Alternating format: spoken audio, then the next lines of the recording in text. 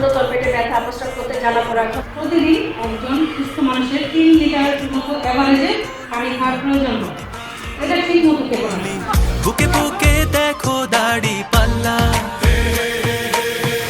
ভুলে যাও বিভেদ যত, হাতে হাত অবিরত, আধারের দিন হবে। চলো একসাথে গড়ি বাংলাদেশ, এই ব্যানারে বাংলাদেশ জামাত ইসলামী মহিলা বিভাগের পক্ষ থেকে বিভিন্ন স্কুল, কলেজ এবং গার্মেন্টসে সকল প্রকারের নারীদের স্বাস্থ্য সচেতনতামূলক ক্যাম্পেইনিং শুরু করা হয়েছে।